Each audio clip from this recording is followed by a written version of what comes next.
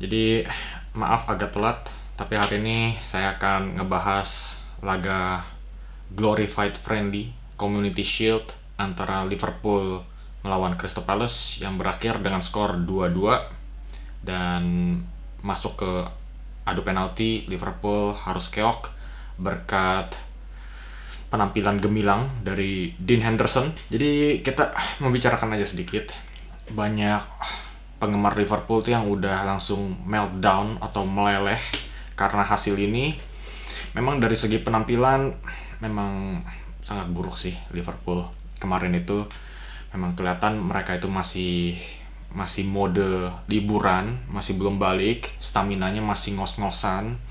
Tempo permainannya cuma bagus di babak pertama aja, tapi di babak kedua temponya ngedrop. Pemain seperti Wirtz dan Ekitike yang bermain sangat bagus keletihan, dan kelihatan Arne Slot mulai konservasi stamina mereka, gantiin mereka dan langsung ngedrop, dan Liverpool itu nggak ada yang bisa mengembalikan tempo dari bangku cadangannya. Dan ini juga sesuatu yang harus diperhatikan sama Liverpool sih, karena benchnya mereka atau bangku cadangannya mereka itu nggak sebagus musim lalu. Nggak ada Darwin Núñez, nggak ada Luis Diaz ataupun almarhum Diogo Jota. Karena musim lalu salah satu senjatanya Liverpool itu dari bangku cadangan. Di menit ke-70 ketika lagi deadlock, skor lagi 2-2, pemain cadangan Liverpool itu yang selalu bisa mengalahkan bangku cadangan tim lain. Dan itulah yang akhirnya mendorong mereka ke garis finish. Dan sekarang tugasnya Richard Hughes dan Michael Edwards adalah mengembalikan bala bantuan dari bangku cadangan, karena ini sangat penting sekali. Iya, banyak sekali meltdown dari para penggemar Liverpool.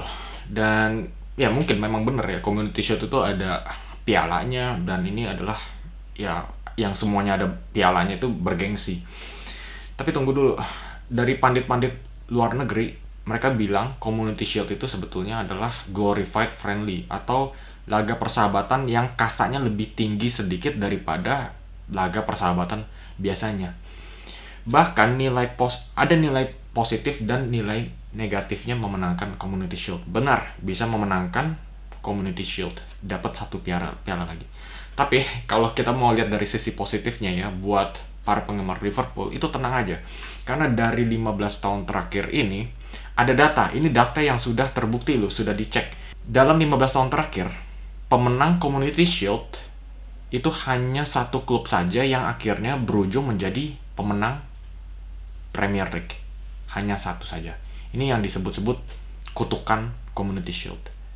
Dan di hal sebaliknya, dalam 15 tahun yang terakhir yang sama, hanya 5 klub yang kalah di Community Shield akhirnya malah jadi juara Premier League. Nah, saya tanya buat kalian para penggemar Liverpool, kalau kalian suruh pilih menangin Community Shield atau Premier League, jawabannya pasti Premier League. Jadi kita harus mengorbankan satu piala untuk piala yang lainnya. Nggak apa-apa, lengserin aja, kasih Community Shield, tulusin aja, ikhlasin, kasih ke Crystal Palace. Toh ambisinya Liverpool itu lebih dari Community Shield, yaitu Premier League. Jadi tenang aja, nggak usah terlalu kaget ya. Yang mesti kagetnya memang penampilannya sih, tapi menurut saya karena Liverpool itu juga masih belum beli pemain ya, masih belum gantiin pemain-pemain yang sudah dijual. Pemain seperti Isak atau Gehi atau Giovanni Leoni itu pasti akan masuk dan pastinya ini akan membereskan. Dan juga kemarin itu Liverpool kehilangan 2 pemain kuncinya, McAllister dan Gravenberch. McAllister baru masuk di babak kedua, tapi menurut saya itu dia nggak main sama sekali sih. Banyak kesalahan, tapi saya yakin sih nanti juga pasti balik kok si McAllister. Yang namanya kualitas itu nggak tergantikan. Form is temporary, class is permanent. Menurut saya itulah McAllister, jadi nggak usah ragu. Tapi memang benar, ada banyak nilai negatif dari performanya Liverpool kemarin itu nggak bisa dipungkiri lagi. Dari sisi negatif kita mulai dulu ya, kita singkirin dulu negatif, nanti kita baru ngomongin yang soal positif. Negatifnya, Liverpool kemarin itu berhasil menguasai tempo di babak pertama. Tapi ketika pemain andalan mereka, Wirtz dan Ekitike ditarik, tempo permainan ngedrop. Dan akhirnya mereka nggak bisa ngembalin temponya dan mereka ditekan. Nah, ketika ditekan ini, Liverpool nggak ada tembok pertahanan. Biasanya yang ngelapisin McAllister dan Gravenberch. Kemarin itu Szoboszlai dan Jones, kedua pemain ini nggak bisa jadi jangkar pertahanan. Dua pemain ini sebetulnya lebih bersifat menyerang, nggak ada yang jadi tembok. Nah, ketika itu yang terjadi adalah Frimpong dan Kerkez itu seringkali melakukan overlap. Sebetulnya Frimpong yang lebih agresif ke depan seperti ini, Kerkez yang lebih membentuk back 3 di belakang. Nah, ketika Kerkez pun juga ikut maju, karena Kerkez memang sifatnya itu masih ya agresif, siap untuk membantu serangan, dan umurnya pun juga masih 21. Jadi soal positional sense atau segi insting ya, menjaga posisi itu masih kurang menurut saya. Dan ini akhirnya menyebabkan Liverpool itu kosong di bagian kiri dan sayap kanan. Dan ini seringkali dieksploitasikan oleh pemain seperti Eze yang bagus dalam soal switch play ya, dari sayap kiri sayap kanan langsung ke depan. Nah, sering mengeksploitasikan ruang di kiri dan kanan. Dan Crystal Palace pun juga formasinya kan mereka back 5 ya. Ada wingbacks-nya, ada Munoz dan Mitchell di kanan, tapi Munoz yang lebih agresif ke depan. Nah, karena pelebarannya Crystal Palace ini sangat lebar, ya Liverpool tuh nggak bisa menanggulangi gitu loh. Karena ya Kerkez dan Frimpong tuh maju terus. Positional sense-nya untuk mundur masih belum tepat. Jadi masih kurang sih menurut saya dari Kerkez. Tapi kalau dari Frimpong itu masih bisa dimaafkan karena memang dia itu ya fullback alias sayap sih. Tapi Kerkez sebetulnya yang ditugasin lebih jadi back 3-nya di samping Van Dijk dan Konate. Dia lebih harus disiplin lagi. Dan juga ya kita juga ngomongin ada beberapa pemain yang masih underperforming ya. Seperti dua sayapnya Liverpool, Cody Gakpo itu nggak kelihatan sama sekali, nggak tahu dia ngapain, masih kelihatan masih ngumpulin nyawanya. Mohamed Salah juga kelihatannya masih angot-angotan begitu. Mungkin ya dia melihat ini cuma laga friendly, jadi masih belum kelihatan serius gitu loh. Ya tapi gitulah, yang namanya friendly memang masih mengumpulkan stamina, ritme. Jadi ya tinggal tunggu aja waktunya. Nah, itu kan negatifnya. Sekarang kita balik ke positifnya. Positifnya itu menurut saya sangat menjanjikan. Karena 3 pembelian terbarunya Liverpool, Ekitike, Wirtz, dan Frimpong memberikan kontribusinya. Wirtz 1 assist, Ekitike 1 gol, dan Frimpong juga 1 gol. Walaupun juga ada unsur keberuntungan dari Frimpong. Tapi yang saya lihat adalah, kita ngomongin dulu pembelian termahalnya Liverpool, Florian Wirtz.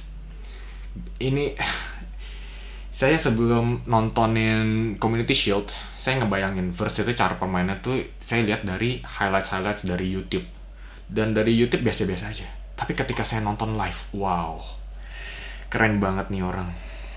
Lincah, dan cara dia menggeliat-geliat di lapangan, cara dia melihat ruang kosongnya itu ada di mana, itu nyakitin banget loh, nyakitin lawan banget. Dan ketika dia pegang bola, golnya si Ekitike ya, si Wirtz tiba-tiba ada di sayap kiri, dan bolanya itu tajam banget, pung, langsung ke kakinya si Ekitike. Untungnya Ekitike itu bisa langsung mematikan bola itu. Nah, ini yang saya bilang, pemain bagus selalu ingin bermain dengan pemain bagus. Nggak peduli kalau dia lawannya ini nggak bisa kontrol bola, gue nggak peduli. Pokoknya gue ngelaksanain tugas gue, yaitu ngumpan bolanya. Nah, umpan bolanya si Wirtz ini akurat. Nah, si Ekitike bisa nangkep. Dari segi teknis, Wirtz, dribbling, passing, visi, persepsi ruang, itu mantep banget. Dan itu nggak bisa diraguin lagi sih. Arne Slot harus kasih semua kebebasan, itu semuanya buat ke Florian Wirtz. Tunggu bentar ya. Wirtz itu, dia pegang bola, lihat ada pemain yang lari, dia langsung through ball. Gampang banget gitu loh. Ini luar biasa banget, karena pemain-pemain Liverpool itu selalu ngandalin kecepatan. Nah, ada Wirtz, ini nomor 10 yang bisa kasih supply bola manis begini. Ini santapan manis nih buat Mohamed Salah, atau mungkin sayap-sayap Liverpool ke depannya. Karena Wirtz itu matanya jeli banget. Dan juga kita nggak bisa ngomongin Wirtz saja, karena pembelian keduanya Liverpool, Hugo Ekitike juga impresif sekali. Jujur, sebetulnya saya agak sedikit bertanya-tanya. Ekitike rekor golnya itu di Bundesliga nggak begitu bagus. Tapi kemarin golnya itu nggak menyatakan gol yang gampang gitu, bukan gol tap in, tapi gol yang cukup sulit. Dia harus mengontrol bolanya yang keras dari Wirtz. Dia harus ngegocek-gocek dikit dan langsung tembak ke gawang. Itu bukan gol yang jelek loh, itu gol yang bagus sekali di debut pertamanya loh, ketika sebagai nomor 9 itu pressure-nya tinggi banget, tapi dia nggak merasakan pressure tersebut. Itu nilai plus banget, dan kelihatan dia itu lagi bermain-main seperti lagi di taman bermain. Kemarin itu dia gimana, dia back heel, touch-touchnya dia itu kelihatan, gaya permainan itu dia suka di ruang sempit. Makin sempit ketika lagi dikerubuti banyak lawan, itu kehebatannya si Ekitike, dia malah mau memamerkan kemampuan teknisnya itu. Itulah kalau saya lihat gaya flamboyannya Ekitike itu mulai kelihatan kemarin itu. Beberapa kali memang masih belum nyampe ke kakinya Salah, tapi kelihatan. Ini bukan yang saya bisa kelihatan itu ya. Walaupun gagal nyampe ke kaki temennya, tapi kelihatan dia mau coba hal sesulit itu udah menyatakan kalau dia itu pernah berhasil sebelumnya dan mau mencoba lagi. Nah inilah yang saya bilang, pemain Liverpool standarnya itu memang harus world class, dan pemain world class itu selalu mau coba yang breakthrough, yang bisa nembus pertahanan. Nah kelihatan Ekitike itu selalu mencoba hal-hal yang sulit, nggak mau yang hal-hal yang aman gitu loh, yang oper kiri, ngoper kanan, tahan bola begitu. Dia mau coba hal yang sulit. Menurut saya itu mindsetnya yang udah kelihatan bagus sih dari si Ekitike ini. Oke guys, jadi kira-kira begitulah analisa Liverpool. Ada nilai negatif dan juga nilai positifnya. Nilai negatifnya menurut saya itu masih bisa bersabar lah, karena ya Liverpool itu masih belum menggantikan pemain-pemain yang dijual.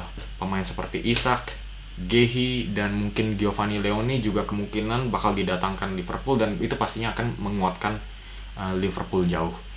Dan laga selanjutnya Liverpool akan bermain melawan Bournemouth. Menurut saya cukup sih untuk mengalahkan Bournemouth. Oke guys, jadi kalian kalau enjoy dengan video ini, kalian bisa langsung kasih like dan juga kasih komen di bawah pendapat kalian bagaimana tentang performa Liverpool kemarin itu. Jangan ragu-ragu, kasih komen, klik like, dan subscribe. Terima kasih sudah menyaksikan. Sampai jumpa di video selanjutnya.